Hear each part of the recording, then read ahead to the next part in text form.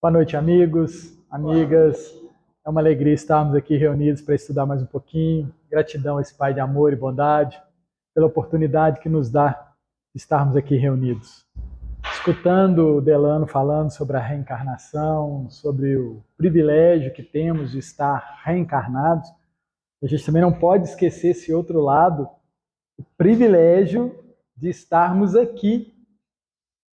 Pedimos, solicitamos, tivemos a necessidade, fomos atendidos e agora precisamos usar esse tempo no máximo proveito que nós conseguirmos, cada dia, cada hora. Nós vamos trabalhar hoje o livro Renovando Atitudes, psicografia do Francisco do Espírito Santo Neto, ditado pelo nosso querido Hamed. A lição de hoje é perfeição versus perfectibilidade. Perfeccionismo é a lição. Antes da gente começar com esse agradecimento a Deus, nosso Pai, nós vamos lá no Evangelho de Mateus, Sermão do Monte, capítulo 5. No finalzinho, Jesus dá uma orientação por que devemos nos ater a essa questão da perfeição. E ele fala para nós lá no seu versículo 43 de Mateus 5. Ouvistes o que foi dito: amarás o teu próximo e aborrecerás o teu inimigo. Eu, porém, o Cristo, traz para nós uma nova informação. Amai os vossos inimigos, bendizei os que vos maldizem, fazei bem aos que vos odeiam, e orai pelo que vos maltratam e vos perseguem. Então Jesus começa a dar uma orientação do ajuste que nós precisamos fazer em nossa mente. Ouvistes o que foi dito. Até aquele momento, aqueles companheiros viviam com aquela informação. A partir de então, eles e nós precisamos ter o desejo de viver com base em um novo ensinamento. Novo ensinamento que foi colocado por nós por um Cristo, um ser que veio nos auxiliar nesse trabalho de melhoria, de evolução, de perfeição. E ele continua dizendo: para que sejais filhos do vosso Pai, que está nos céus, porque faz que o seu sol se levante sobre maus e bons, e a chuva desça sobre justos e injustos. Então ele chama atenção para nós, para a bondade divina, que não segrega, não separa. As dádivas divinas, ela vem para todos. Todos. Estou dormindo, está chegando. Estou acordado, está chegando. Estou em pressa, está chegando. Estou sem fazer pressa, está chegando. Não importa. A bondade divina, a perfeição divina, ela não faz distinção. A sua bondade, a sua misericórdia, o seu auxílio sempre está presente. Nós, muitas das vezes, é que temos a dificuldade de perceber Deus presente. Dificuldade que nós temos de perceber Deus presente. Quando a gente faz uma prece, não é para Ele vir, para a espiritualidade vir nos auxiliar, não. Nós fazemos a prece para a gente lembrar que Ele está do lado. E eu não estou conectado a Ele. Ele sempre está presente. O Cristo sempre está presente. O anjo da guarda sempre está presente. Amigos e amigas, nós temos informação através da nossa literatura espírita que nós todos temos um anjo da guarda. Bacana? Todos temos um anjo da guarda. A nossa casa tem um espírito protetor. Ok? A nossa rua tem um espírito protetor. Ok? O quarteirão tem um espírito protetor. O bairro tem um espírito protetor. Consegue entender quantos benfeitores estão ao nosso lado só no nosso bairro?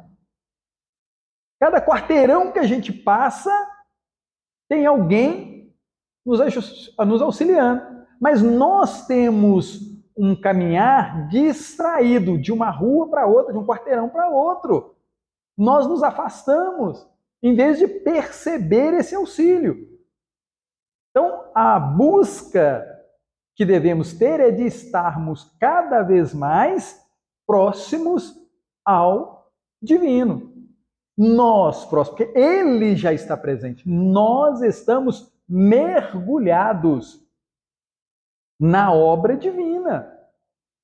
Nós somos o peixinho dentro do aquário. Consegue entender isso? Para o peixe não tem fora, tem? Ele sempre está mergulhado, ele sempre está dentro. Nós também estamos dentro, não tem como fugir. Isso é a bondade divina.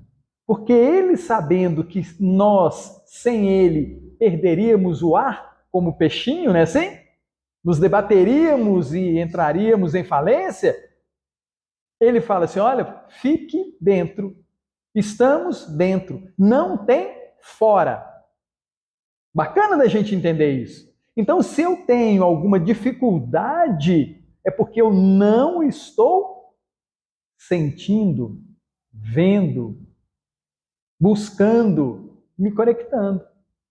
Então, quando ele fala, e ele vai falar aqui de ser de perfeito, é observar e estar conectado com isso. No Evangelho, no Livro dos Espíritos, fala para nós assim sobre a lei natural. O homem só é infeliz quando se afasta da lei de Deus. O homem só é infeliz quando se afasta, não tem outra forma. Porque se eu estou conectado com a misericórdia, com a bondade, com os amigos, com os irmãos, com essa coisa toda, conectado, gente, no bem, tá? Né? Conectados no bem. Não tem como eu estar infeliz. E a matemática divina é muito legal. É 1 mais 1 que é igual a 2. A matemática divina não é aquelas expressões matemáticas enormes. Que a gente acha que é complicado viver, né? Eu preciso disso. Não. A matemática divina, se você fizer a sua parte, o que é a sua parte? Ser uma boa pessoa. Ser agradável, ser honesto, ser verdadeiro. Olha, conseguem ver que é muito mais fácil essa postura do que a outra. Gente, ser desonesto dá um trabalho. Né? Ser mentiroso dá um trabalho. Ser ciumento dá um trabalho. Não dá? Você não fica naquela sofrência. E para poder ajudar o outro, é só sair lá e ajudar o fulano. Posso te ajudar? Deixa eu lavar esses pratos aqui para você. Deixa eu passar uma vassoura lá. Não é muito mais simples do que você fazer toda aquela birra. Não quero saber de casa. Você começa a construir em você uma situação muito mais complicada. A perfeição proposta é a perfeição da gente 1 mais 1 é igual a 2. Eu quero o bem. Preciso fazer o bem. Eu quero a paz. Preciso ser paz na vida dos outros. Eu quero ser amado. Ame. Mas não ame naquela ideia da posse. É meu, né? A gente tem um amor ainda, né? A gente fala meu marido, minha esposa, meu filho, né? A gente não vai enumerando as nossas posses. Por que não entendermos que somos companheiros aprendendo a agir no bem? Porque o amor, ele brota dessa compreensão. Brota dessa compreensão. Isso é muito bacana da gente ver como que a nossa vida pode ser resolvida a qualquer momento, desde que a gente tente, se esforce em agir no bem. Nós temos dificuldade, sim. Por quê? Desconectamos. Então quer dizer que Deus foi? Não. Eu é que crio uma viseira e não observo a presença desses companheiros. A vozinha do meu anjo da guarda, a proteção. Amigos e amigas, isso é muito interessante a gente refletir, porque a gente não faz ideia da quantidade de livramento que a gente tem durante o dia. Livramento é uma palavra que os nossos irmãos evangélicos usam muito, né?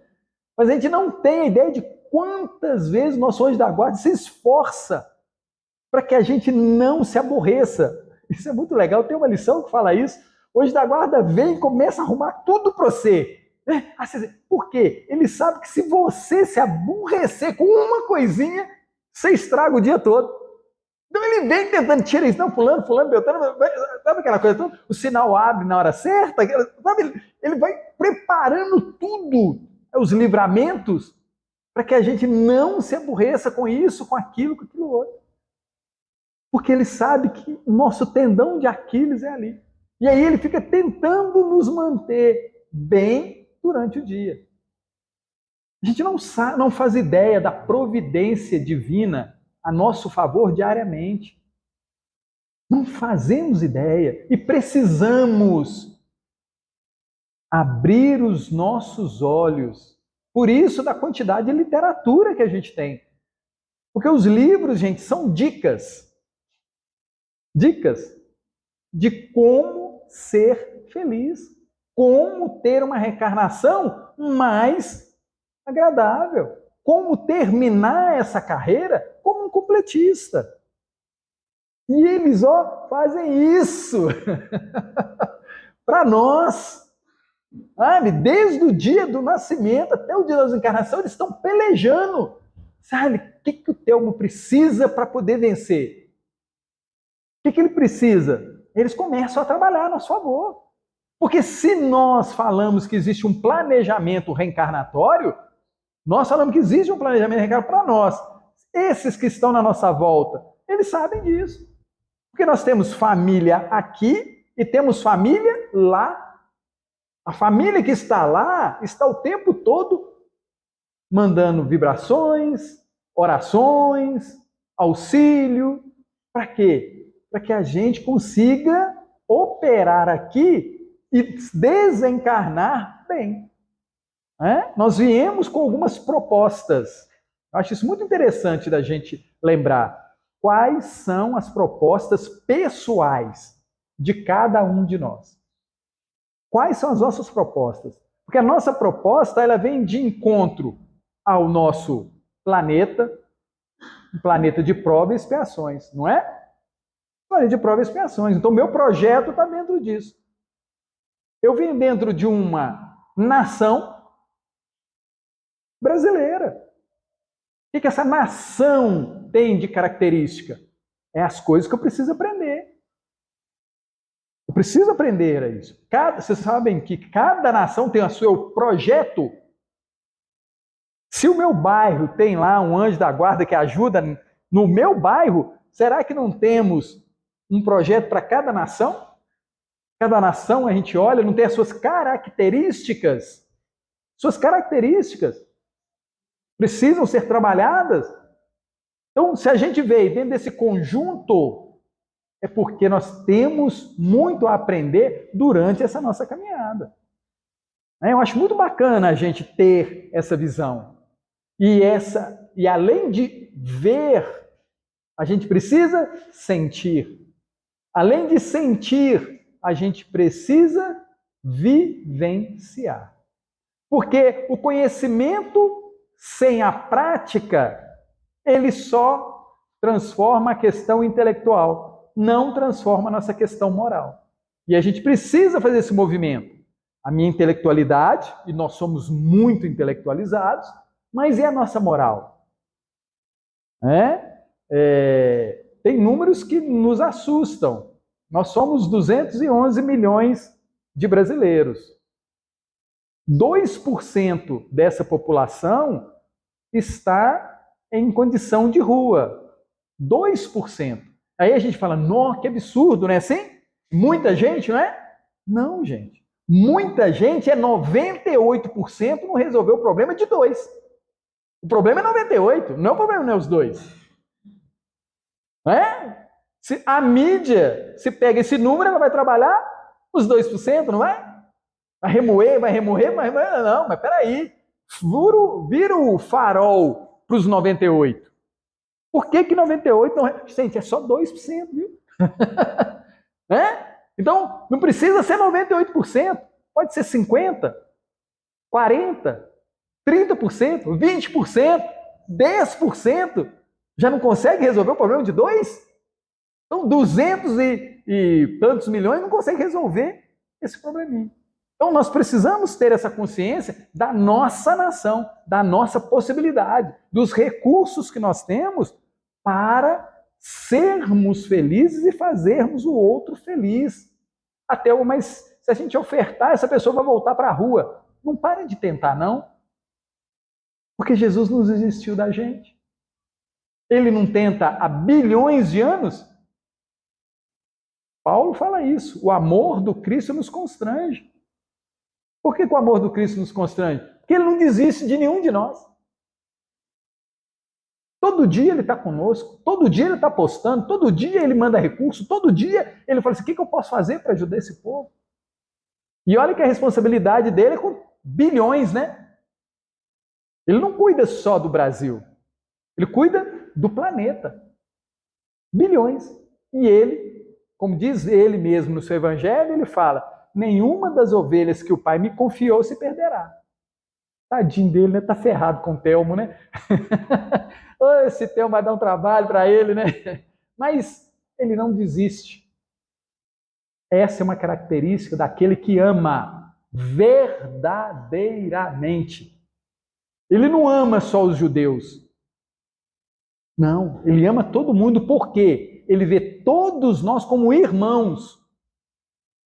Uns brancos, outros pretos, outros amarelos, uns aleijados, outros assim, outros na rua, outros na casa. Ele ama igualmente. Porque ele entende que todos nós estamos caminhando. E tem jeito de parar de caminhar? Não tem. Ninguém para. Ah, mas a pessoa que não está lá fazendo nada. Gente, a providência divina é tão maravilhosa que aquela pessoa que não está fazendo nada, ela vai se cansar do nada. Já pensaram nisso? A pessoa que não está agindo no bem, ela vai cansar de ficar naquela posição. E aí, é muito engraçado isso, né? Que as pessoas que ficam acamadas muito tempo, elas não criam aquela escária, né? Ou seja, o próprio corpo cria um mecanismo da pessoa mexer. Um desconforto. Olha só que interessante isso, gente. A pessoa que está ali, né? Estática. O corpo arruma um jeito dela se sentir incomodada. Até o momento que ela fala assim, essa posição, essa situação não me é agradável, eu preciso sair dela. Então não existe nada que se satisfaça com a posição de estar parado. Né? E aí Jesus continua dizendo aqui para nós no Evangelho de Mateus, pois se amardes o que vos amam, que galardão havereis? Que prêmio tereis se amar só aqueles que vos amam? Não fazem os publicanos também o mesmo? E se saudardes unicamente os vossos irmãos, que fazeis demais? Qual que é a novidade disso? Eu trato bem fulano, qual que é a novidade? Isso é obrigação. Não estou fazendo nada de maravilhoso, não. Nada de sensacional, não. Não fazem os publicanos também assim? Sede vós, pois, perfeitos. Então, se eu vou cumprimentar, se eu vou saudar alguém, eu preciso saudar a todo mundo. Aí sim eu estou me tornando uma pessoa melhor. O meu bom dia não pode ser só para aquela pessoa. Tem que ser para todos que eu encontrar. Vocês sabiam que um bom dia salva vidas? Um bom dia. Um bom dia evita que as pessoas se sintam só, invisíveis. Um bom dia. Oi, fulano. Oi, Beltrano. Tudo bem? Elas se sentem importantes. Olha como que um bom dia, um simples bom dia, pode transformar a vida de uma pessoa. E a gente muitas das vezes acha que é uma questão de educação, né? Assim? Eu cumprimento por educação. Não! Cumprimento para salvar aquela vida de uma situação desagradável que ela está fazendo. E se nós conseguimos perceber isso, nós não estamos caminhando bem? Nós não estamos caminhando bem? Quando o seu bom dia fica diferente, eu não estou dando bom dia por dar bom dia. Eu estou me dirigindo a um espírito encarnado que pode estar insatisfeito, tristonho, magoado, e o meu bom dia pode fazer uma luzinha na vida dele. E graças a esse bom dia, pode transformá-lo. Sim?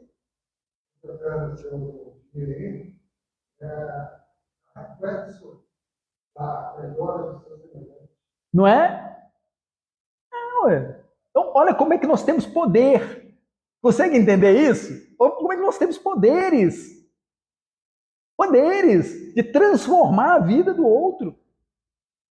Sede perfeitos. Busque a forma como a gente lava uma louça, a forma como a gente passa uma vassoura na casa, a forma como a gente está dirigindo no trânsito. A gente pode transformar essas coisas em coisas maravilhosas. Se o outro não perceber, pelo menos a gente vai colocar a cabecinha no travesseiro leve, não é assim? Leve, pelo menos a gente vai se impactar. E isso é bom. Isso é bom. Então a proposta do Cristo, a proposta de Deus, porque é um determinismo divino, a questão 132 do Livro dos Espíritos traz isso para nós. A perfeição é uma determinação divina. Questão 132, ela pergunta assim, qual o objetivo da encarnação?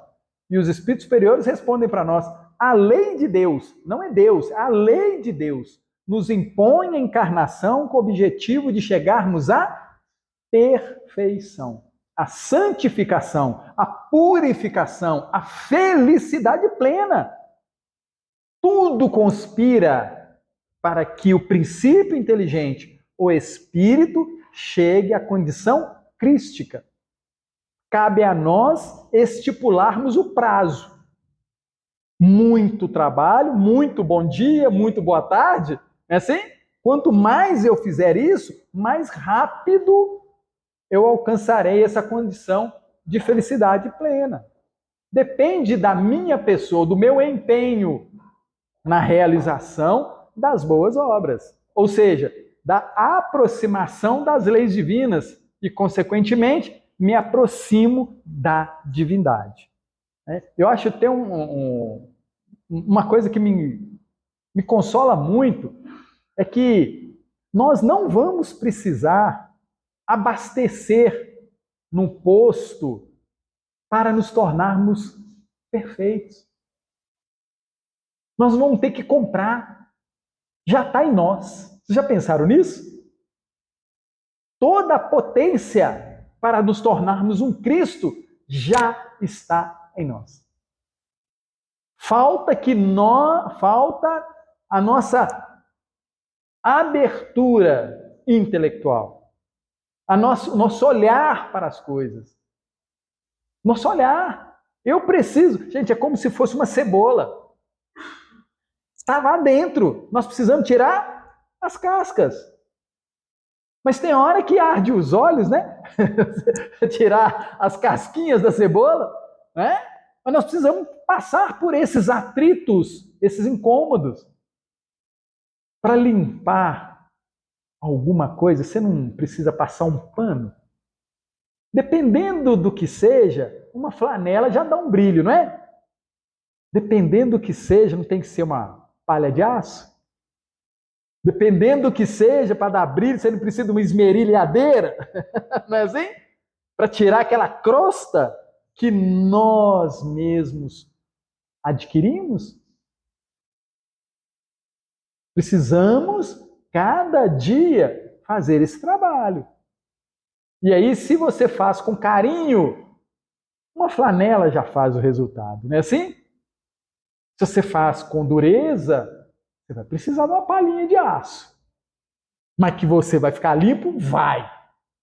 Vai. O Cristo é prova disso. Um Chico, um Francisco de Assis, um Gandhi, uma Madre Teresa, Irmã Dulce, um Buda. Essa turma toda, todo mundo foi burilado. E olha que beleza de seres, né? Porque nós não os admiramos, não é? Eles todos vêm nos mostrar que nós podemos, a qualquer momento, fazer esse trabalho pessoal, íntimo. Façamos com amor. Façamos com amor. É mais fácil. Façamos entendendo a dificuldade alheia.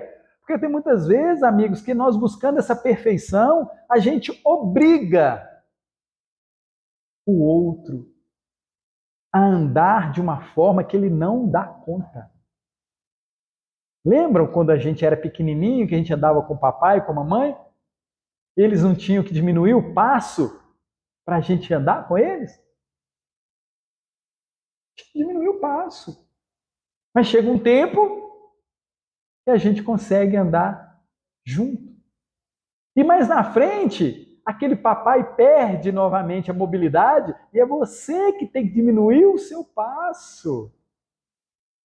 Você precisa diminuir o seu passo. No momento, alguém diminuiu para poder ser conduzido. Num outro momento, você que parou. Mais à frente, é você que tem que fazer esse movimento. Olha que bacana a gente entendendo, compreendendo. Ah, não, mas eu estou andando devagar. Não, você está amando a andar devagar com aquela pessoa. Você está amando andar junto com aquela pessoa. Aprendendo a amar, a viver com comunidade. Andar juntos, entendendo a dificuldade do nosso núcleo familiar. Nosso núcleo familiar, gente, é desafiador para a gente. Eu lembro quando eu era menino, né? Tinha os colegas, né? Viravam assim: "Nó, Telmo, seu pai é maravilhoso. Mas como é bom." Ai, eu falava assim: "Leva para casa, papai." "Leva meu pai para sua casa, você vai ver." "Que isso, Telmo? Seu pai bate papo, seu pai ri, seu pai brinca, faz conta piada, né? Você precisa ver, seu pai é super animado." Eu falei: eu quero esse pai também, cadê ele? Eu quero esse pai dentro de casa. O nosso núcleo familiar é desafiador para nós. Nos propõe questões áridas, mas nós temos condições. Não esqueçamos disso. Se nós nascemos dentro desse pacotinho, ou pacotão, Papai do céu não coloca fardos pesados em ombros leves. Está exatamente do tamanho que a gente dá conta. Mas eu só vou dar conta se eu tiver lúcido. Se eu olhar para aquela pessoa como um irmão que também tem dificuldade. Porque muitas das vezes a gente olha para fulano, para Beltrano, e a gente acha que ele é um Abrastemp, que ele tem que me entender. E, gente, a gente não sabe o que passa na cabeça daquele que está deitado do seu lado na cama. Você não faz a menor ideia do que aquela pessoa está pensando. O esforço que ela está pensando para estar ali do seu lado. Um filho, uma filha, o chefe, os empregados, a gente não faz ideia do que está passando na cabeça desse povo. Então entra, pega um ônibus, pega um motorista de Uber, né? Chama o Uber. Você está sabendo o que está passando na cabeça daquele motorista? Sabe o que ele vai fazer dirigindo aquele carro? Não faz. Por isso que você faz uma prece, né? Você faz uma prece, fala assim: Senhor, guia os meus caminhos. Mas para isso eu preciso estar buscando essa perfeição de bom agir, de bom entendimento, de compreensão. Aí a coisa caminha, né? Lembrando que na questão 132 do Livro dos Espíritos tem um segundo objetivo. Segundo objetivo. O primeiro é fazer com que a gente alcance, né, a perfeição. O segundo é nos fazer estarmos como tarefeiros de Deus. Deus aguarda a nossa parte na obra da criação. Nós temos uma responsabilidade aí. Deus não constrói prédio. Quem constrói prédio? Somos nós. Então ele conta com o nosso trabalho. Deus não fura a rua para passar cano de água para chegar água na nossa casa. Fura? Não, quem faz isso somos nós. Um ajudando o outro. Então Deus conta com a nossa parte para melhorar a condição de vida dos outros companheiros. Nós precisamos lembrar que nós temos esse compromisso com Deus e que Ele nos aguarda. né, com essa tarefa. Então, na nossa lição, perfeição versus perfeccionismo, nosso querido Hamed, ele pega uma passagem que está lá no Evangelho de Mateus, essa que nós lemos. Se vós não saudardes, senão vossos irmãos, que fazei nisso mais que os outros? Os pagãos não fazem também? Sede, pois, vós outros perfeitos, como o vosso Pai Celestial é perfeito. E aí o Hamed vai comentar para a gente. As tendências do perfeccionismo têm raízes profundas e escondidas, revelando às vezes um grande medo indefinido e oculto. Perfeccionismo. A diferença principal entre o indivíduo saudável e o perfeccionista é que o primeiro controla a sua própria vida. O natural, o indivíduo saudável, controla a sua própria vida. Enquanto o segundo, o perfeccionista é controlado sistematicamente por sua compulsão pertinaz. Trazemos como somatório de múltiplas existências crenças negativas de que nosso valor é medido por nossos desempenhos bem-sucedidos e que os erros nos rebaixariam o merecimento como pessoa. O perfeccionista, ele tem uma insegurança como a forma de se comportar. Daí as emoções desconexas de medo, de desagrado e de punição. O perfeccionista tem medo. Sabe aquela pessoa que tenta fazer aquilo 1000 vezes para ficar bom? Ela tem medo. Ela tem aquele receio de desagradar. Ele tem o medo da punição. Da onde que veio isso? Das temporadas do Netflix divino, não é? Do passado. Porque a gente não sabe o que aquela pessoa passou nos outros capítulos. A gente não sabe como ela foi tratada. A gente não sabe como ela tratou os outros. Porque essa é a nossa melhor versão. Nós somos o resultado dessas temporadas, não somos? Somos o resultado das temporadas, dos capítulos anteriores. E nós não lembramos disso. Mas chegamos aqui com algumas situações, com algumas emoções desconexas. Como exemplo, pensamos inconscientemente que se formos imperfeitos e falhos, as pessoas não vão mais confiar em nós. Ou jamais teremos sucesso na vida. Um filhinho aqui da comunidade chega para o paizinho e fala assim: pai, oi meu filhinho, eu quero ser médico. Ah, meu filho, presta atenção. Você é burro desse jeito? Você acha que você vai virar médico? O que esse pai fez com essa criança? Fala, Júlio. Não é? Consegue entender? E aí aquela criança cresce acreditando. Porque aquele pai, aquela mãe, é o super-herói dele. É a pessoa que o alimenta, a pessoa que o põe na cama, que cuida. Ele fala assim, é essa pessoa que faz isso tudo para mim, sempre fala a verdade, não é assim? Então eu não posso, eu não consigo, eu não vou ser.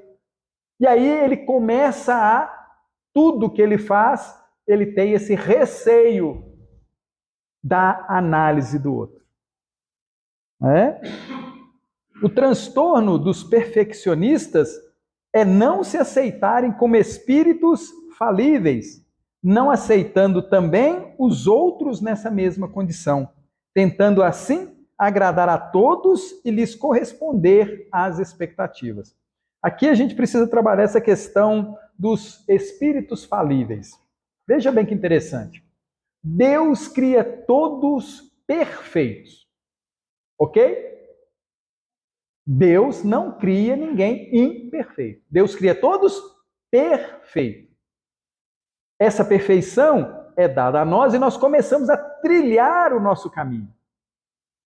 E aí, na hora que nós estamos trilhando, nós nos equivocamos nas opções que temos. Aí a gente cria dificuldades. Aí a gente cria, entre aspas, imperfeição. Não da criação. Bacana? Estou tentando separar esse momento. Deus nos cria perfeitos. E aí, no nosso caminhar, nós começamos a gostar de coisas não boas. Aí nos tornamos imperfeitos. Mas não maculamos a criação divina. Bacana entender isso? Porque senão a gente fica achando que nós fomos criados imperfeitos. Não, não é assim que funciona. É as nossas escolhas ao longo do caminho é que são equivocadas. E aí a gente acha que isso é da origem. Não é da origem, é do caminho. Durante um caminho, eu peguei uma rua errada, não é assim? Eu virei uma rua errada. Então, o que eu preciso fazer para me tornar novamente uma pessoa com condições de ser perfeito?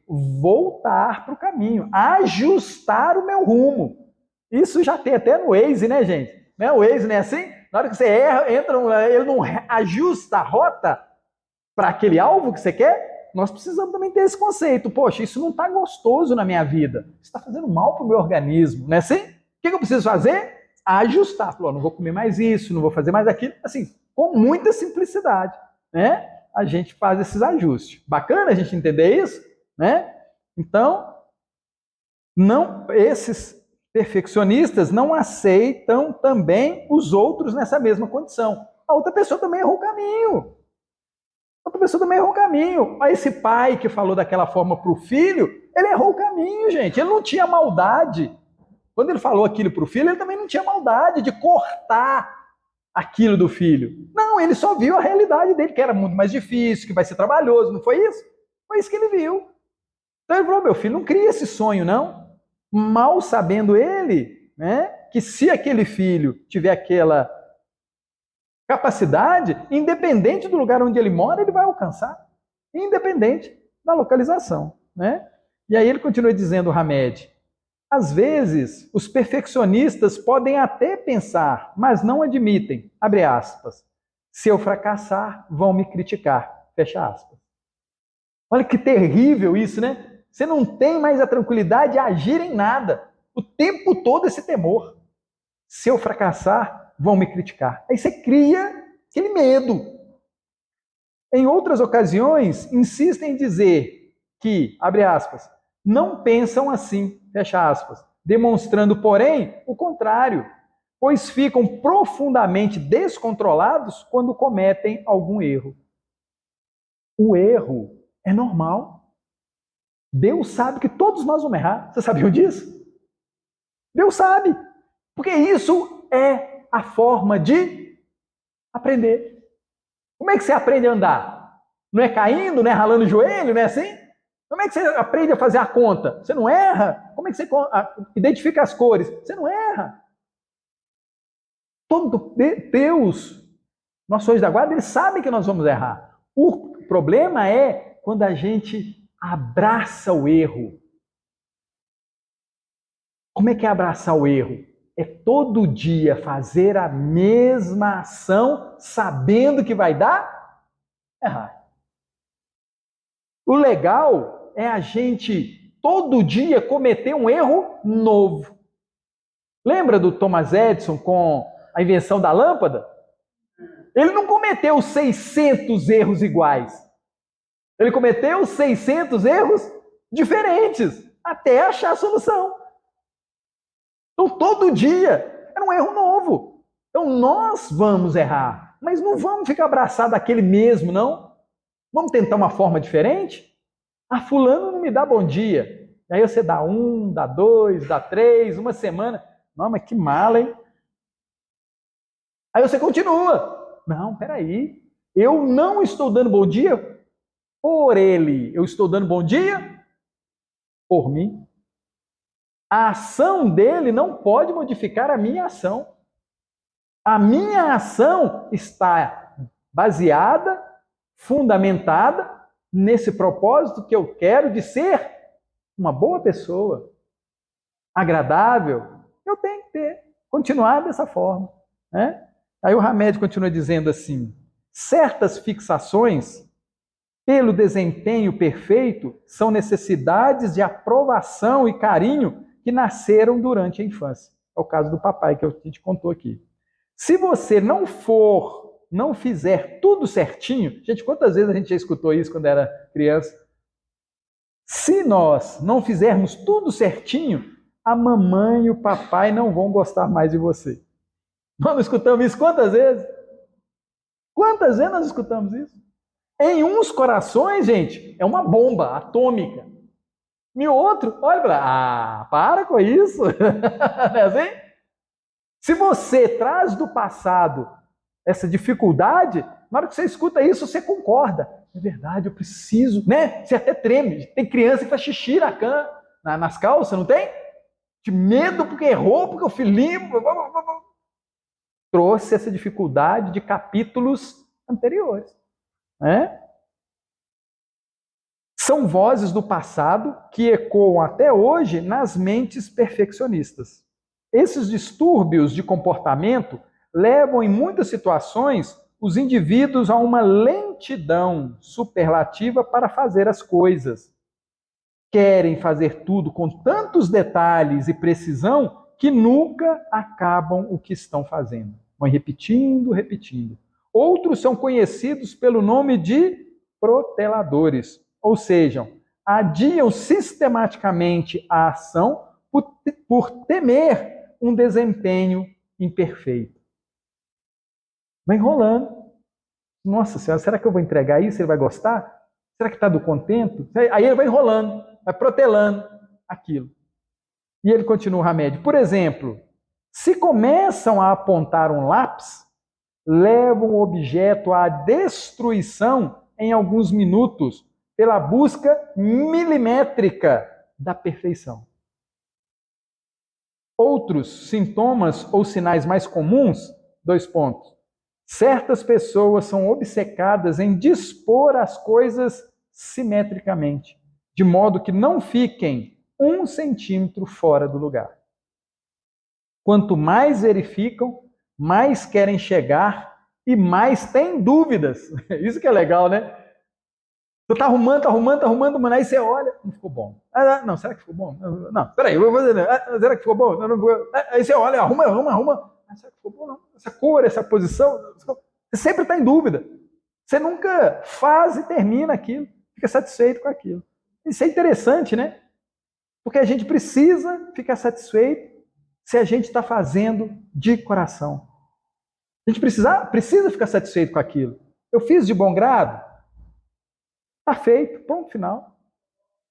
Os perfeccionistas necessitam ser impecáveis. Respondem a todas as perguntas, mesmo aquelas que não sabem corretamente. Gente, é tão interessante isso, que o perfeccionista ele é tão mala, mas tão mala, com todo carinho, que ele exige que os outros também sejam. Olha como é que ele constrange os outros que caminham com ele. Ele quer a coisa tão certinha, mas tão certinha, que o outro faz de tudo para agradar. E ele vira e fala, não ficou bom não.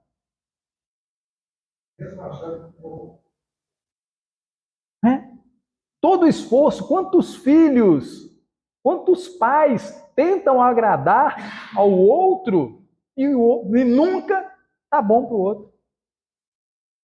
Nunca está bom. Mas nós que estamos fazendo, fizemos de bom coração? Fizemos na nossa boa condição, no nosso bom intuito? Pronto.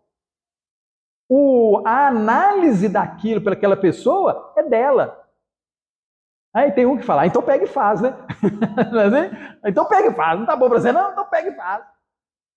Então, porque a gente precisa resolver essa questão, porque se você entra nesse loop do perfeccionista, você fica preso naquela condição. Se torna infeliz e torna o outro infeliz. Torna aquela relação, né, uma relação tóxica e se torna um tóxico na vida. Aí você, além de ser naquela relação assim, todas as outras você também vai ser. Porque aquela característica que você adquiriu ali, ela vai se multiplicar ao longo da sua caminhada. Aí o estrago é geral, né? Todo fato vai ter aquele, todo ato vai ter aquele mesmo fato. E aí ele continua dizendo: por possuírem desordens psíquicas, informação interessantíssima, hein? Isso é uma desordem da mente. Buscam incessantemente controlar a ordem exterior, vigiando os comportamentos alheios como verdadeiros juízes da moral e do costume. Gente, vocês fazem ideia como essa pessoa sofre? Fazem ideia? Como essa pessoa sofre? Porque ela não tem descanso. Porque juiz não tem descanso, né? Todos os juízes têm milhares de processos, né? Assim?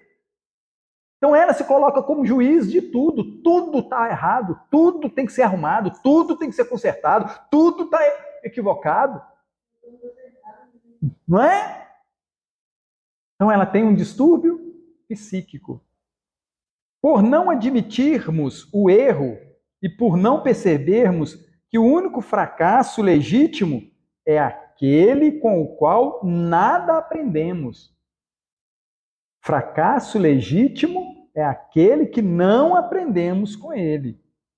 E que os conceitos de perfeição doentia perturbam constantemente nossa zona mental. A gente não tem descanso. Não tem descanso. Por isso, o erro não deve ser considerado como perda definitiva, mas apenas uma experiência de aprendizado. Abre aspas. Sede, pois, vós outros perfeitos, como vosso Pai Celestial é perfeito. Disse-nos Jesus, o Cristo. Entretanto, não nos conclama com essa assertiva para que tomemos ares de perfeição presunçosa, e sim que nos esforcemos para um crescimento gradual no processo da vida. Estamos aprendendo. Somos alunos e somos professores. Sim, Vinícius. É coisa pior do que você olhar o trabalho que você pegou lá atrás, descobriu, olha, peguei errado. O que faço com esse trabalho? Refaço. Se eu detectei aquela experiência interessante, a gente precisa ter esse amor próprio.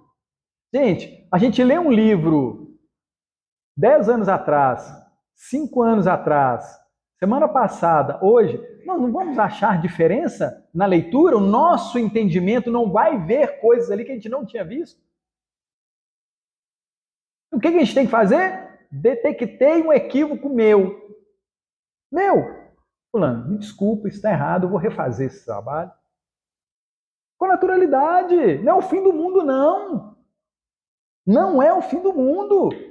Mas aquele perfeccionista, ele coloca aquilo como como eu, com toda a minha inteligência, com toda a minha capacidade, eu errei há 300 anos atrás. Oh, mas peraí, lá que há 300 anos passados, você era outra pessoa. Hoje, eu sou outra pessoa. Gente, amigos, nós não somos a mesma pessoa de 31 de dezembro de 2022, não. Nós já somos outros. Aquela pessoa que nos encontrou no Natal passado, se ela olhar para nós hoje, eu falo assim, mas você está diferente? O que foi? Ah, não, eu tenho ido no cantinho de Jesus. Eu tenho participado do tratamento. Não é assim? Gente, nós não somos o mesmo de um ano atrás. Se somos, desperdiçamos um ano. Porque não aprendemos dia a dia a nos transformar. Porque nós temos que pensar nisso. O Cristo já é outro. Santo Agostinho já é outro. Madre Teresa já é outro. Divaldo Franco já é outro. Chico já é outro. Nós também mudamos. Que entrou na nossa mente novos saberes. A mente, toda mente que entra um novo saber, ela não é mais a mesma. Li um livro tive uma experiência, conversei com alguém, mudei. Isso é legal da gente ter essa percepção. Peraí, deixa eu arrumar, deixa eu consertar essa bagunça. Somos todos convocados pelo Mestre ao exercício do aperfeiçoamento. Somos todos convocados pelo Mestre ao exercício do aperfeiçoamento. Somos alunos. Mas contemos com o tempo e a prática como fatores essenciais, esquecendo a perfeição doentia, atrelada a uma, abre aspas, determinação martirizante e desgastante, fecha aspas, que nos faz despender enorme carga energética para manter uma aparência irrepreensível. Isso é muito interessante, porque a gente deposita energia demais naquilo que não vai atender, não vai ser igual. Eu estou acreditando naquele trabalho, eu estou acreditando demais naquela relação, eu estou acreditando demais naquela pessoa. Será que eu não estou colocando muito peso sobre aquele irmão que também está na condição de busca da perfeição?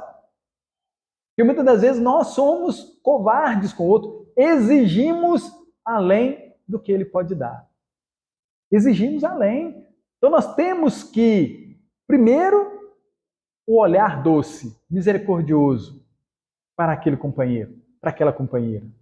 Será que ele dá conta mesmo de fazer aquele tropeiro igual a mamãe fazia? Não é assim? Será que fulano consegue mesmo me dar esse trabalho pronto do jeito que fulano fazia? Eu preciso baixar essa expectativa para poder entender, atender, aceitar o que ele me propõe. O que ele me propõe. Eu chamo Uber, né? Qual que é a ideia que a gente tem daquele motorista?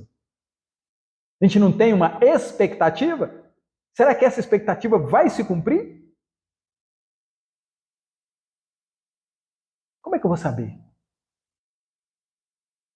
Vou ter que experimentar, vivenciar. Por isso que lá tem aquelas estrelinhas, né? Por isso que lá tem aquelas estrelinhas. E aí você usa daquele companheiro, né, para te prestar aquele serviço. Você tem que ser cortês quando entra, né? Cortês com as palavras lá dentro, cortês com os pensamentos, cortês quando sai. Por quê? Porque você sabe que essa cortesia é boa para você. Porque nós sabemos que os nossos pensamentos, se nós entramos naquele veículo tumultuados mentalmente, nós vamos impregnar aquele companheiro, aquela situação, né? Parece que tudo dá errado, não é assim? Parece que tudo dá errado. Mas por quê? Porque eu trouxe uma carga que não boa, numa expectativa. E a gente não pode, não deve ter expectativa com relação ao outro. Não deve. Porque o outro é o outro, nós não sabemos do passado dele. Oremos para que nós nos comportemos de uma forma digna. Porque de nós podemos cobrar. Nós podemos cobrar de nós e temos que cobrar de nós. O Chico falava isso, né? Aos outros permito ser como eles são, mas a mim não. Psicografou mais de 10.000 páginas. 10.000 páginas. Então ele passou por ele lições maravilhosas. Então ele tinha que cobrar dele. Falei, mas eu recebi essas mensagens. Quantas pessoas eu não chorei junto? Quantas pessoas não me procuraram? Então eu tenho que exigir de mim. Nós precisamos exigir que nós nos aproximemos das leis divinas. Das leis divinas. Nós precisamos nos cobrar isso. Falei, pô, Thelmo, você está mesmo sendo um bom cristão, um bom espírita? A forma como você está agindo no dia a dia está de acordo com o seu saber? Isso nós devemos cobrar. Porque nós nos conhecemos. Então nós temos as nossas dificuldades. Espera aí, deixa eu trabalhar isso de uma forma mais tranquila. Será que eu não estou pondo muito peso nisso? E porque a gente precisa temperar isso para a gente também não enferrujar. Para a gente também não se alvoroçar. A gente precisa saber qual que é o meu ritmo. Cada vez apertando mais o cinto. Cada vez com mais desejo de fazer o que é correto, o que é bom. E aí ele finaliza dizendo para nós assim: repensemos o texto cristão, refletindo se estamos buscando o crescimento rumo à perfeição ou se estamos simulando possuir uma santidade que não suporta sequer o toque da menor contrariedade. E aqui é interessante que ele finaliza com a palavra contrariedade. Contrariedade. Contra alguma coisa. Nós estamos a favor de nós? Ou nós estamos caminhando contra nós? Perguntinha curiosa, né? Nós estamos nos favorecendo porque nós sabemos que vai ter amanhã. Depois de amanhã. Daqui a 1000 anos. Daqui a 10.000. Nós não sabemos disso? Vai ter. E aí eu estou hoje empenhado, meu desejo, os meus pensamentos é que amanhã seja bom, depois de amanhã seja bom, e daqui a 10.000 anos seja bom? Então eu preciso analisar o que eu quero hoje, porque o que eu quero hoje vai impactar nesses períodos. Porque, amigos e amigas, nós estamos construindo agora a nossa próxima reencarnação. Olha a atenção que a gente tem que ter com as nossas ações. Ah, eu quero a minha próxima reencarnação ser uma reencarnação maravilhosa. O momento é agora de construí-la, de cortar esses vícios, essas distrações. Para quê? Para que o futuro seja melhor. A gente sabe disso. Para ter um sábado melhor, eu preciso ter uma sexta-feira melhor, não é? Para me ter um domingo melhor, eu não preciso trabalhar a minha sexta, o meu sábado, para me alcançar um domingo melhor? A vida é desse jeito.